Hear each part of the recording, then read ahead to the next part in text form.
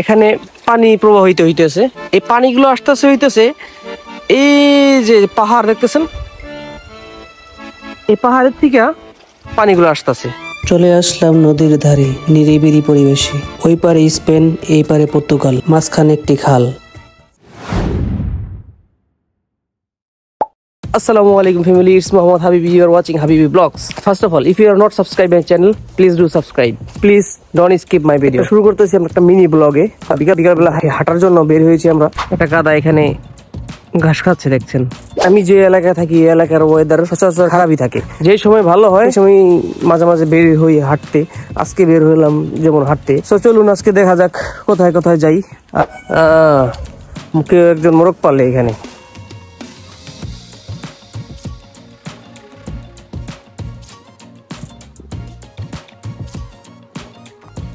এখন আমরা যাচ্ছি আমাদের এক ফ্রেন্ডের কাছে। সে অনেক সহজ সরল সাউথ ইন্ডিয়ান একজন ব্যক্তি। Hello my friend, how are you? I am very fine. Number नहीं है मेरा। नंबर है? The number दे दो ना। मेरे पास नहीं है। ये नंबर है। ये WhatsApp है? WhatsApp? हाँ? WhatsApp? हाँ WhatsApp नंबर। WhatsApp number है? How?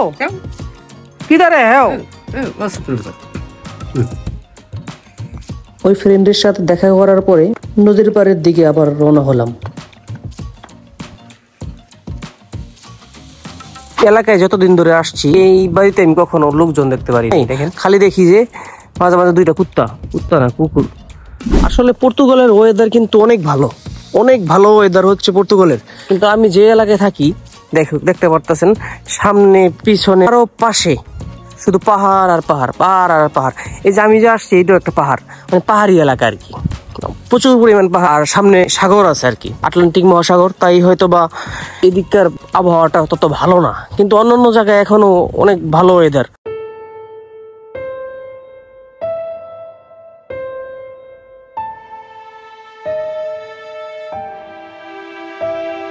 এলাকাটা মানে একদম সাইলেন্ট। দেখেন এখানে হয়তো বা দুই একটু পাখির কিচিরমিচির আর হচ্ছে গাছের যে পাতা লড়াচড়া করতেছে এই শব্দ, এছাড়া কোনো শব্দ নাই। আর এখানে একটা অনেক সুন্দর একটা জিনিস, এর আগেও আপনাদের দেখানোর চেষ্টা করছি, হয়তো বা দেখাইতে পারি নাই, কিন্তু এই যে দেখতে পাইতেছেন, দাঁড়ান আপনাদের দেখাই পরে। এখানে পানি প্রবাহিত হইতেছে, এই পানিগুলো আসতেছে হইতেছে এই যে পাহাড় দেখতেছেন,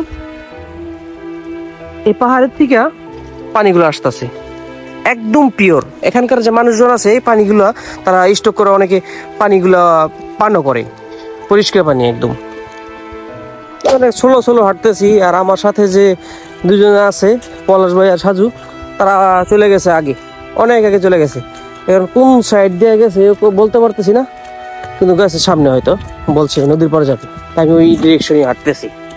তো যাই, এখানে ম্যাক্সিমাম বাড়িতে আপনি ফল ফ্রুটস গাছ পাইবেন, কিন্তু লোকজন থাকে না, তারা ফল ফ্রুটসের গাছ এখানে রেখেই চলে গেছে হয়তো অন্য কোনো দেশে।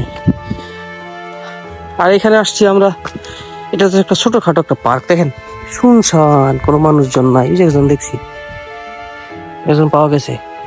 এটা একটা ইন্ডিয়ান রেস্টুরেন্ট, যেটা বোধ হয় কফি টফি মানুষ আর কি খেতে আসে। একটা পার্কের ভিতরে কোনো মানুষ নেই, জনমানুষজন ছাড়া।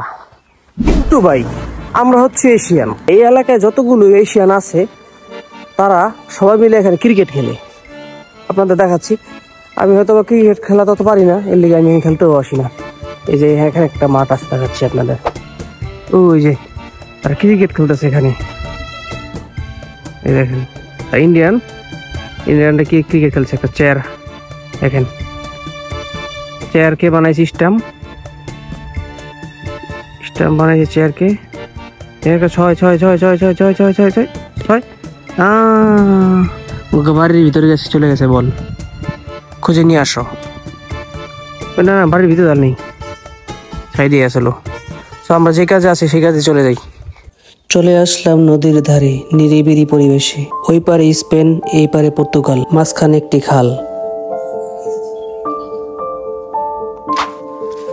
শুধু কি আমাদের দেশের মানুষ কি খারাপ, এর দেশের মানুষও খারাপ। দেখেন মদের বোতল এখানে আইনা ফেলাই দিয়েছে, এটা কি ঠিক বলেন? একটাই রিকোয়েস্ট আপনাদের কাছে যে আপনারা ময়লা আবর্জনা কখনো বাইরে বাইরে ফেলবেন না, মানে একটা নির্দিষ্ট জায়গায় আপনারা ফেলবেন, মানে নিজের দায়িত্ব নিয়ে নির্দিষ্ট কোনো জায়গায় ফেলবেন। কিসের জন্য?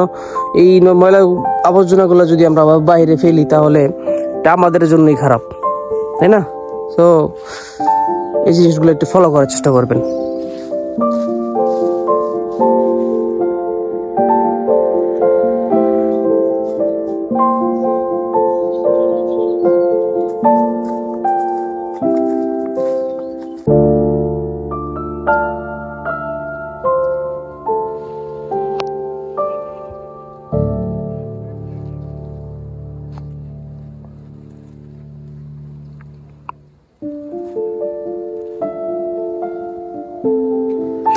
অনেকদিন পরে প্রাকৃতিক দৃশ্য দেখতে দেখতে মন ভরে নিঃশ্বাস নিতে নিতে সময় কিভাবে চলে গেল বুঝতেও পারিনি। ওয়েদার ভালো থাকলে আমি মাঝে মাঝেই বেরিয়ে পড়ি।